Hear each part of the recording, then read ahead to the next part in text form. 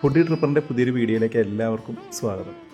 ഇന്നിപ്പോൾ നമ്മൾ വന്നിരിക്കുന്നത് നമ്മളുടെ രാജ്യത്തിലെ തന്നെ പുരാതനങ്ങളിലൊന്നായ ശിലായുഗ ശേഷിപ്പുകളിലൊന്നായ ഇടയ്ക്കൽ കേവ്സിലാണ് കേട്ടോ.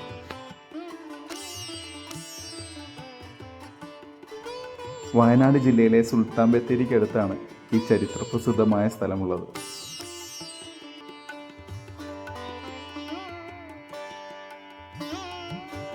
വാഹനങ്ങൾ പാർക്ക് ചെയ്യുന്നിടത്ത് നിന്നും 1 കിലോമീറ്റർ നടന്നതിന് ശേഷമാണ് നമ്മൾ ഇതിൻ്റെ എൻട്രൻസിലെത്തുക. അവിടുന്ന് 350ഓളം സ്റ്റെപ്പുകൾ കയറി വേണം ഇടയ്ക്കൽ കേവ്സിൻ്റെ ഏറ്റവും മുകളിലെത്താൻ.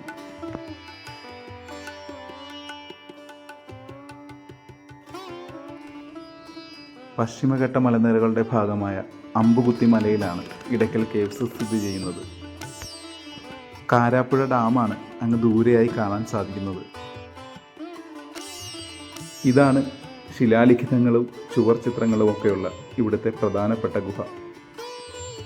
അതിനെപ്പറ്റിയൊക്കെ വിശദമായി നമുക്ക് പറഞ്ഞു തരാൻ വേണ്ടിയിട്ട് ഇതിനകത്ത് ഗൈഡുകളുണ്ട്.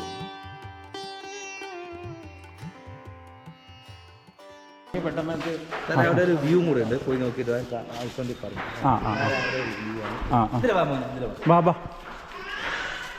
ഈ സൈഡിൽ കൂടെ നോക്കിയിട്ട് നിർത്താം, തട്ടി വീഴരുത്.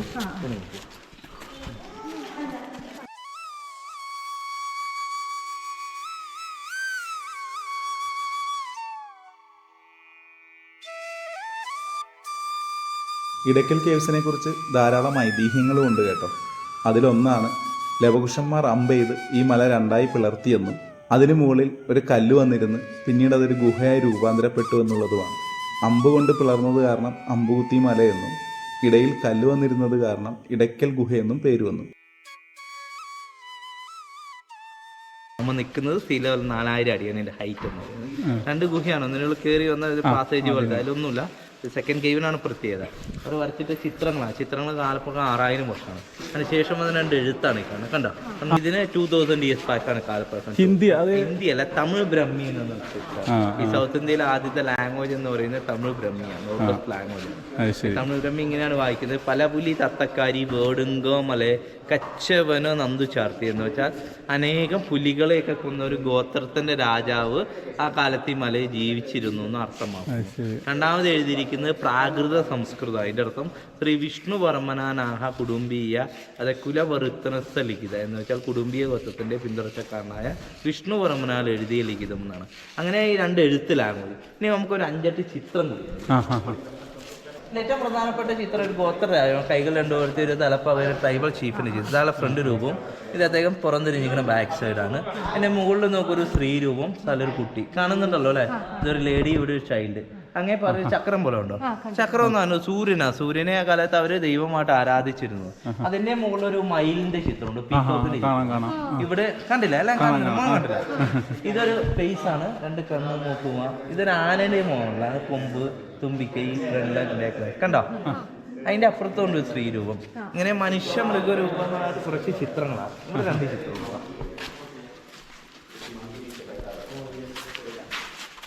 ഇത് ഒരു ട്രൈബൽ, നമ്മൾ അവരെ പണ്ടതിന്റെ ചിത്രം തന്നെ. ഗോത്ര രാജാവാണ്, കൈകളൊക്കെ കൊടുത്ത് നിൽക്കുന്ന ഒരു കയ്യിലൊരു അമ്പും പുല്ലും പിടിച്ചിട്ടുണ്ട്, ഷൂട്ടും ഇങ്ങോട്ട്. അതിന്റെ പ്രത്യേകത അമ്പും പുല്ല. ഇതും ഒരു സ്ത്രീ രൂപമാണ്.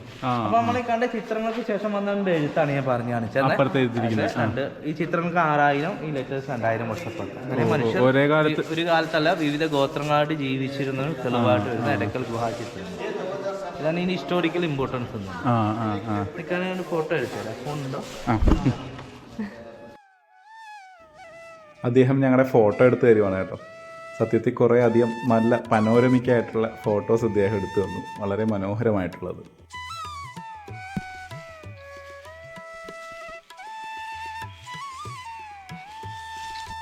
ക്രിസ്തുവിനും 8000 വർഷങ്ങൾക്ക് മുമ്പ് ഉണ്ടായതെന്ന് കരുതപ്പെടുന്ന ഗുഹയും ചുമർ ചിത്രങ്ങളും ഒക്കെ കണ്ട് ഒരു മടക്കയാത്ര. വല്ലാത്തൊരു അനുഭൂതി തന്നെയാണ് കേട്ടോ അത്.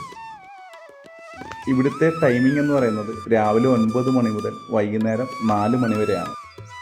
3:50 കഴിഞ്ഞു ഞങ്ങൾ ഇതിൻ്റെ എൻട്രൻസിലെത്തിയപ്പോൾ. ഞങ്ങളോടൊപ്പം ഒരു നോർത്ത് ഇന്ത്യൻ ഫാമിലി കൂടെ ഉണ്ടായിരുന്നു. പൊതുവെ ഇന്ന് വളരെ തിരക്ക് പറഞ്ഞൊരു ദിവസവുമായിരുന്നു. സത്യത്തിൽ ഞങ്ങളായിരുന്നു ഇന്ന് ഇവിടുത്തെ അവസാനത്തെ സന്ദർശകർ.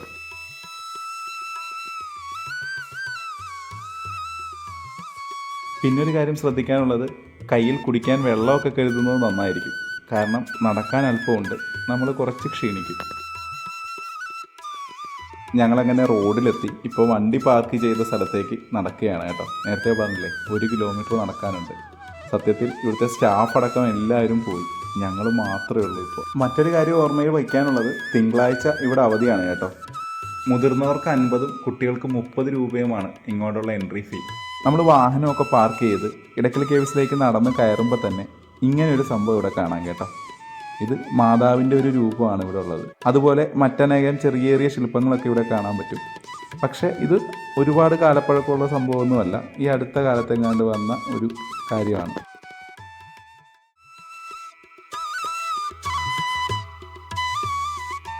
കൂടുതലൊന്നുമില്ല, ഒരിക്കലെങ്കിലും പോയി കണ്ടിരിക്കേണ്ട ഒരു സ്ഥലമാണ് ഇടയ്ക്കൽ കേവ്സ് എന്ന് മാത്രം കൂട്ടിച്ചേർത്തുകൊണ്ട് ഇന്നത്തെ വീഡിയോ ഇവിടെ അവസാനിപ്പിക്കുകയാണ്.